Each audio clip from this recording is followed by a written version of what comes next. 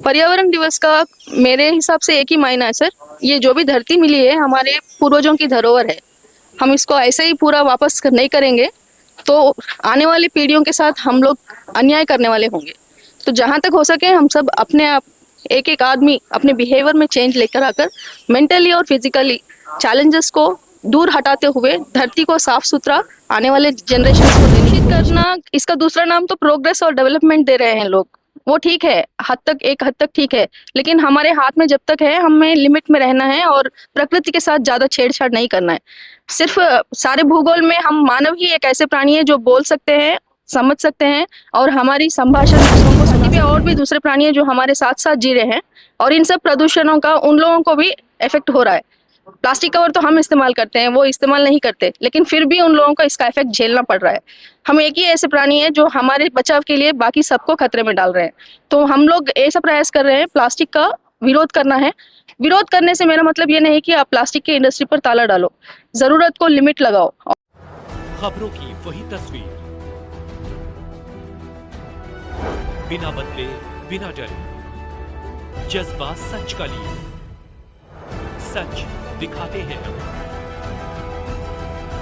News world. नमस्कार, दुआ सलाम, जय श्री राम। मैं संजीव कुमार श्रीवास्तव अपने चैनल के माध्यम से अभी हम उपस्थित हैं मंगुराहा में। और जैसा कि आप देख सकते हैं यहाँ आपको एक परिचय कराते हैं। एक महिला आपको दिखाई दे रही होगी और साथ के साथ उनके बेटे हैं। और आज जैसा कि पर्यावरण दिवस है, इसको लेके ये हैदराबाद से यहाँ पे आई हैं सिर्फ ये इंटरनेशनल कॉन्फ्रेंस में ज्वाइन होने के लिए और अपना एक संदेश लेके आई हैं जो कि पूरे देश के लिए है। तो क्या ये संदेश देती है और साथ के साथ इनका परिचय भी हम जानते हैं। तो मैम, सबसे पहले अपना परिचय बताएं। मेरा नाम जीसी अंबिका है, मैं हैदराबाद से आई हूँ। और मैडम, इस पर्यावरण दिवस के ऊपर आपने देखा कि काफी कुछ लोगों ने कहा, तो आप इसको किस तरह से देखती है और क्या कुछ आपका आज का संदेश है? पर्यावरण दिवस का मेरे हिसाब से एक ही मायना है सर। ये जो भी धरती मिली है हमारे पूर्वजों की धरोहर है। हम इसको ऐसे ही पूरा वापस नहीं करेंगे तो आने वाली पीढ़ियों के साथ हम लोग अन्याय करने वाले होंगे। तो जहाँ तक हो सके हम सब अपने आप एक एक आदमी अपने बिहेवियर में चेंज लेकर आकर मेंटली और फिजिकली चैलेंजेस को दूर हटाते हुए धरती को साफ सुथरा आने वाले जनरेशन्स को देने की कोशिश करना चाहिए। जैसा मैडम कि आपके कहने का मतलब है कि पर्यावरण दिवस जो आज हम मना रहे हैं और उसको लेके काफी कुछ बातें अभी हुई है कॉन्फ्रेंस में, लेकिन कहीं ना कहीं देखा जाए तो हम इंसान कहीं ना कहीं पर्यावरण के साथ खिलवाड़ कर रहे हैं, जिसके कारण हमारा जीवन भी खतरा में आने वाला है। तो इसको लेके आपको कहना है कि हमारे पर्यावरण का रक्षा करें और पेड़ लगाए, ताकि ज्यादा से ज्यादा संख्या में अगर पेड़ लगेगा तो जो भी कार्बन डाइऑक्साइड है उसको वो एब्जॉर्ब करेगा, जिससे हम सुरक्षित रहेंगे। जिस प्रकार की आज के डेट में आप देख सकते हैं पॉल्यूशन, जैसे रोड पे सवारियां चल रही है और एयर में एयरवेज चल रहे हैं, साथ के साथ वाटर में वाटर शिप वगैरह चल रहे हैं, तो कहीं ना कहीं उसको दूषित किया जा रहा है। तो इसको लेके आप क्या कहिएगा? दूषित करना, इसका दूसरा नाम तो प्रोग्रेस और डेवलपमेंट दे रहे हैं लोग। वो ठीक है, एक हद तक ठीक है, लेकिन हमारे हाथ में जब तक है हमें लिमिट में रहना है और प्रकृति के साथ ज्यादा छेड़छाड़ नहीं करना है। सिर्फ सारे भूगोल में हम मानव ही एक ऐसे प्राणी है जो बोल सकते हैं, समझ सकते हैं और हमारी संभाषण दूसरों को सुना सकते हैं। लेकिन धरती पे और भी दूसरे प्राणी है जो हमारे साथ साथ जी रहे हैं और इन सब प्रदूषणों का उन लोगों को भी इफेक्ट हो रहा है। प्लास्टिक कवर तो हम इस्तेमाल करते हैं, वो इस्तेमाल नहीं करते, लेकिन फिर भी उन लोगों को इसका इफेक्ट झेलना पड़ रहा है। हम एक ही ऐसे प्राणी है जो हमारे बचाव के लिए बाकी सबको खतरे में डाल रहे हैं। तो हम लोग ऐसा प्रयास कर रहे हैं, प्लास्टिक का विरोध करना है। विरोध करने से मेरा मतलब ये नहीं कि आप प्लास्टिक की इंडस्ट्री पर ताला डालो, जरूरत को लिमिट लगाओ और जो भी इस्तेमाल कर रहे हैं जागरूकता से यूज करो। और जहां तक हो सके हमारे पास जो भी रिसोर्सेस अवेलेबल है, नेचुरल रिसोर्सेस, उसको यूज करें। अल्टरनेटिव्स को देखें, अल्टरनेटिव्स के ऊपर ध्यान दें। और हम लोग यहाँ पर हमारा कॉटन का बैग लेकर आए हैं, जूट का बैग लेकर आए हैं और हैंडमेड पेपर का बैग भी लेकर आए हैं, जिससे प्रकृति की कोई भी दुर्व्यवस्था नहीं होती है। उसको जब हम धरती में डालते हैं तो वो सॉइल में एब्जॉर्ब हो जाता है, गल जाता है और एक अच्छा मिनरल फॉर्म होता है। वैसे प्लास्टिक का हम लोग करेंगे तो इसकी वजह से चींटियां भी नहीं पनप पाती हैं, पानी में मछलियां भी नहीं पनप पाती हैं, पेड़ पौधों को भी नुकसान होता है और जो भी हम लोग खा रहे हैं उसके द्वारा फिर से हमारे अंदर ही प्रवेश होकर हमें भी नुकसान पहुंचा। इतनी दूर हैदराबाद से यहाँ आज आने का मुख्य कारण क्या है? एनवायरनमेंट को सेव करना है, इसको प्लास्टिक यूज नहीं करना है और कॉटन बैग्स को यूज करना है, ये हमारा मुख्य वो है। जैसे देखा है कि आपने कुछ बैग वगैरह भी लेके आए यहाँ पे और लोगों को डिस्ट्रीब्यूट भी किया है, तो उस बैग के जरिए जहाँ तक देखा जाए कि कहीं ना कहीं हम अपने जो इन्वायरमेंट है उसको प्रदूषित होने से बचा रहे हैं।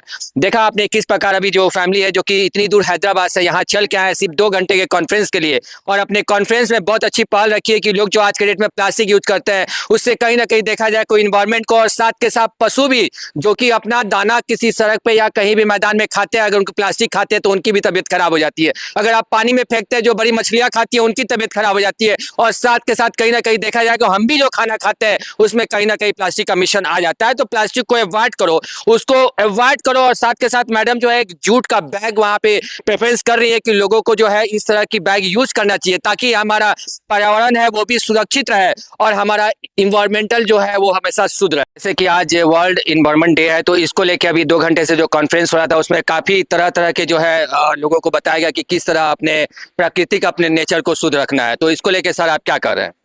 सबसे पहले तो संजीव बाबू आपके नरकटिया आप तक चैनल का बहुत बहुत आभार और शुक्रिया कि आप मंगुराहा जैसे ऐतिहासिक स्थल पर अपने पूरी टीम के साथ आए और इस इंटरनेशनल कॉन्फ्रेंस का इतना शानदार आपने कवरेज किया।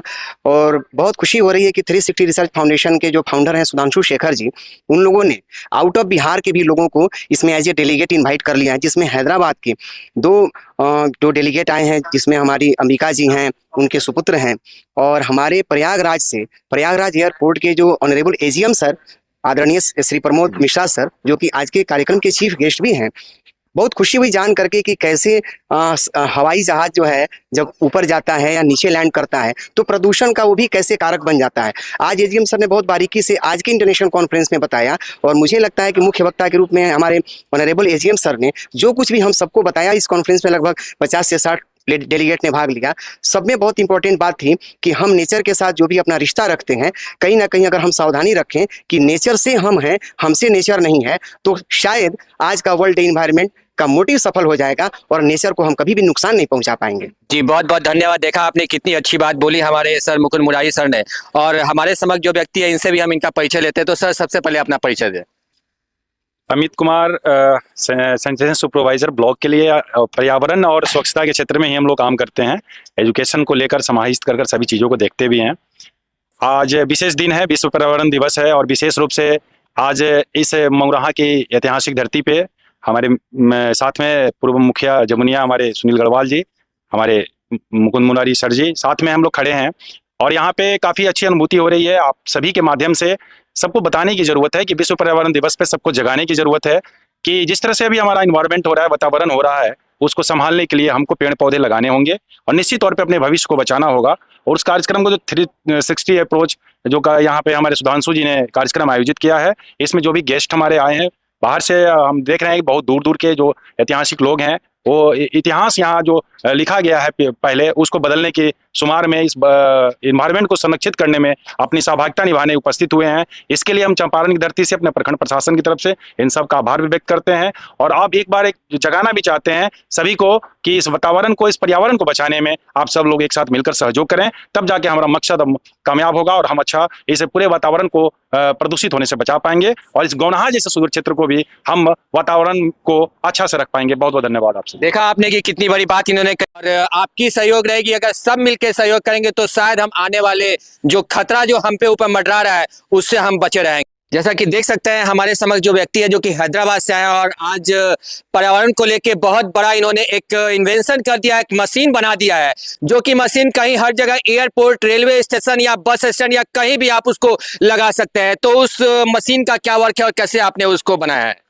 वो मशीन का वर्क है कि अपने वो मार्केट में किधर भी जगह पे 10 पॉलिथीन प्लास्टिक कवर बिक रहा है, उस कवर का यूज नहीं करने के लिए कॉटन बैग्स के लिए कोई 10 रुपया डालेंगे तो एक कॉटन बैग आएगा, उससे हर चीज का काम, कुछ भी ले जाना है तो मार्केट प्लेस में किधर भी है तो वो यूज कर सकते हैं। फिर उसको अपन रीयूज भी कर सकते हैं। प्लास्टिक कवर से किधर भी डालने से उससे वो होता है, तो इसके वजह से हम लोग एक मेटल बॉडी का 25 kg मेटल से यूज कर रहा है, एक बॉडी मशीन बना है। उसके अंदर 10 रुपया वाला कॉइन डालने से कॉटन बैग आएगा, या तो 5 रुपये वाला दो कॉइन्स डालने से एक बैग आएगा। वो बैग का साइज आके 15 बाई 16 रहता है, उसमें 5 से 10 केजी बैग कुछ भी वजन ले जा सकते हैं। मतलब 10 केजी तक का सामान उस बैग में ले सकते हैं। देख सकते हैं आपकी इसको लेके जो है इन्होंने एक मशीन का इन्वेंशन किया है, जिसमें कि आप देखते होंगे कि कहीं एयरपोर्ट पे या रेलवे स्टेशन पे अगर आपको प्यास लगती है तो आप पैसा डालते हैं, पानी का बोतल निकल जाता है। जस्ट लाइक दैट इन्होंने एक बैग जो कि जूट का बना हुआ है, उस बैग के मशीन का इन्वेंशन किया और उसमें आप 10 रुपीज डालेंगे और बैग निकल जाएगा, जिसमें आप 10 केजी तक का सामान जो है कैरी कर सकते हैं। क्योंकि देखा जाए तो ये कहीं ना कहीं बहुत सराहनीय कार्य है, क्योंकि अपने भारतवर्ष, अपने देश, अपने पूरी धरती का जो पर्यावरण है उसका इससे सुरक्षा हो सकता है और कहीं ना कहीं प्लास्टिक से हमें निजात मिल सकता है।